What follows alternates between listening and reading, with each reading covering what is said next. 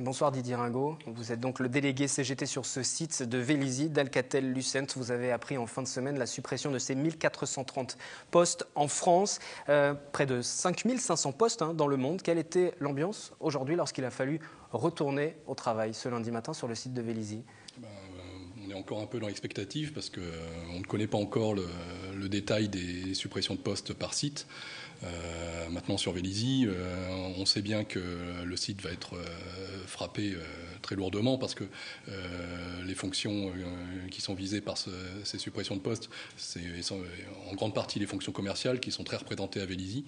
Donc on s'attend à ce que le site soit un des plus frappés par les suppressions de postes. Il y a à peu près 2000 salariés sur ce site de Vélizy. On parlerait d'un tiers des postes de supprimés. Et puis les autres, donc, les autres salariés rejoindraient un autre site situé dans l'Essonne.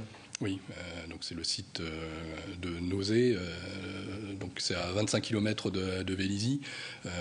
On sait bien que 25 km en région parisienne, ça représente une grosse différence en termes de temps de transport.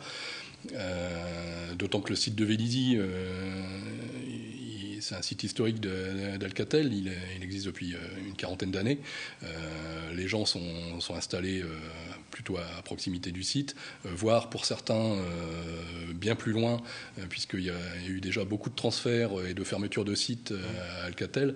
Il y a des collègues qui viennent quand même de Cergy, de Nanterre, de Colombes, qui sont installés très loin de Vélizy et qui seront encore plus loin de Villarceau. Sur ce rassemblement justement des deux sites, ce rassemblement vers l'Essonne, le site de Vélizy, et qui fusionnerait avec celui de l'Essonne, nous avons rencontré à ce sujet Stéphane Dubled. Il est également délégué syndical CGT. Il siège au comité central d'entreprise et il réagit à cette idée de regroupement impossible à réaliser selon lui.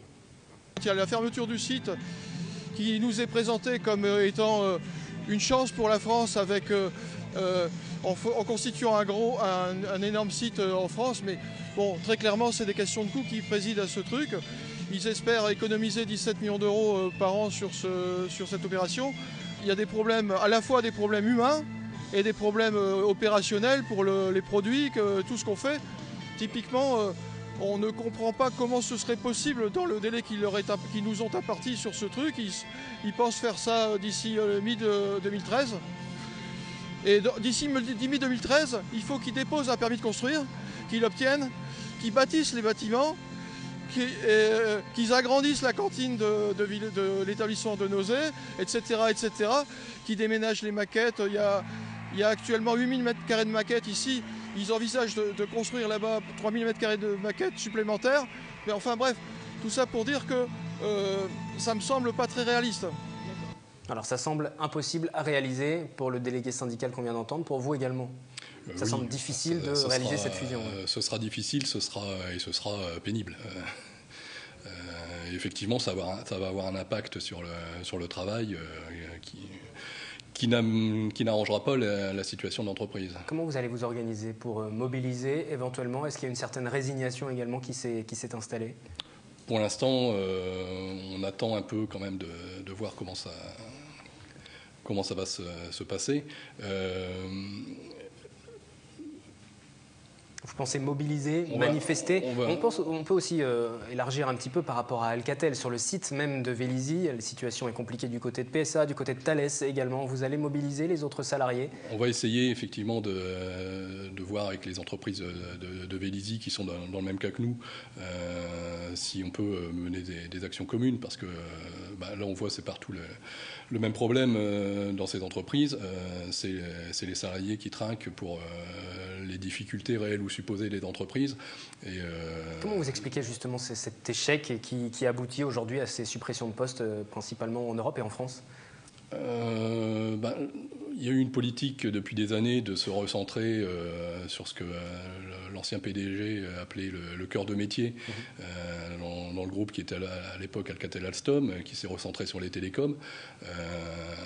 Donc quand les télécoms marchent, le groupe fait de bons résultats, mais après, une fois que si les marchés se réduisent, on n'a plus que... Il y a des mauvais choix stratégiques qui ont été faits par la direction. Il y a eu probablement des mauvais choix stratégiques. Maintenant, nous, notre problème, c'est pas d'assumer justement ces erreurs stratégiques, c'est d'empêcher que ce soit les salariés qui trinquent pour ces erreurs. Et du côté des politiques, Valérie Pécresse, qui est députée UMP, députée d'opposition de cette deuxième circonscription des Yvelines où se trouve la ville de Vélizy, elle a annoncé, elle siège également au Conseil régional d'Île-de-France, elle a demandé au pouvoir public d'agir au plus vite pour le maintien des emplois. Est-ce que vous attendez un soutien véritablement des politiques? Est-ce que vous les avez déjà alertés? Est-ce qu'ils vous écoutent? On avait déjà rencontré, l'intersyndicale avait rencontré Fleur Pellerin peu après l'annonce des 5000 suppressions d'emplois au niveau mondial. Aujourd'hui, tout ce qu'on voit, c'est un plan de soutien à la filière.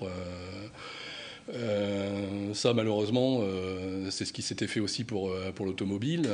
En 2008, l'État avait offert 3 milliards d'euros à Renault et 3 milliards d'euros à PSA. Aujourd'hui, on voit que ces deux groupes-là licencient.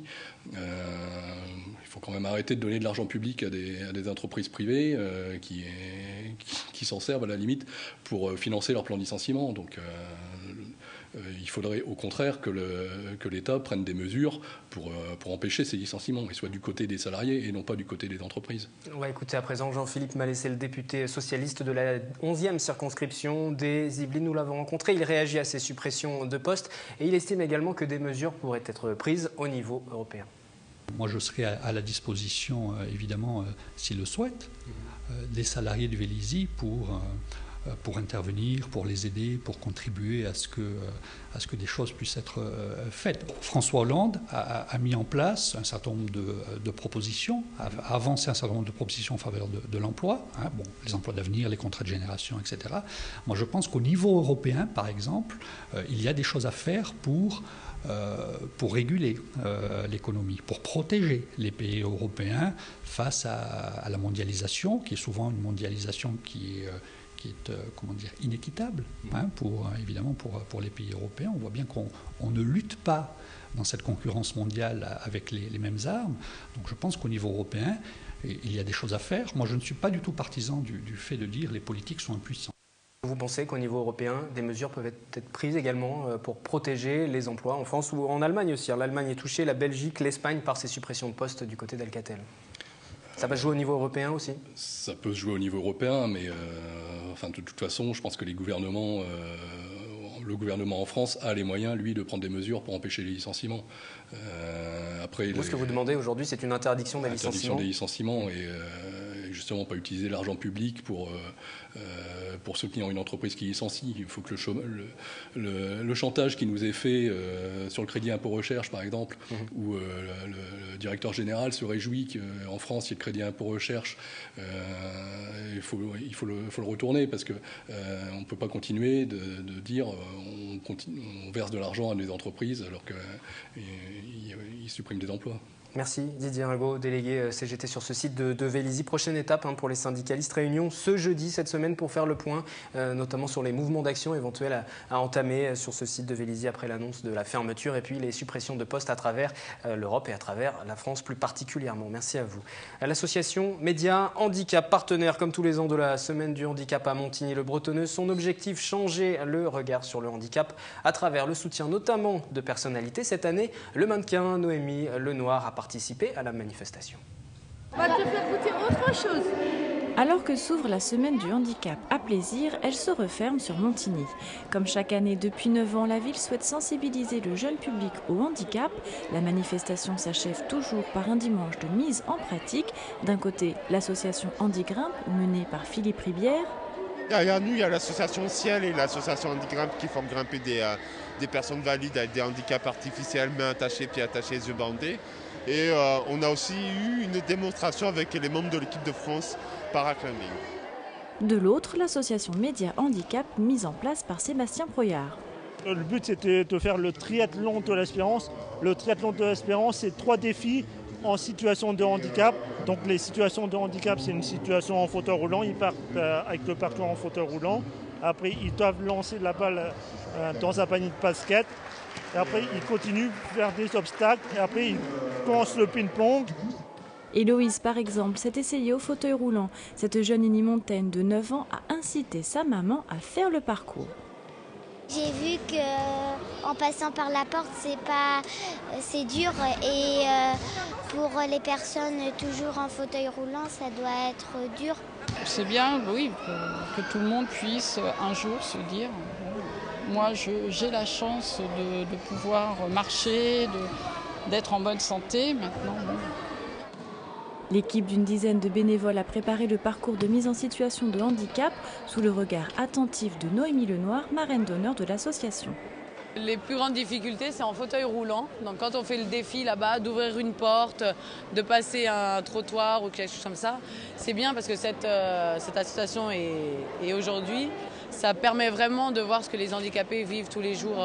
Il y a des évolutions de mentalité, mais il faut tout le temps mettre en place des actions pour que ça se pérennise. En 2013, la Semaine du handicap de Montigny fêtera ses 10 ans, de quoi dresser un bilan sur les actions menées autour du handicap.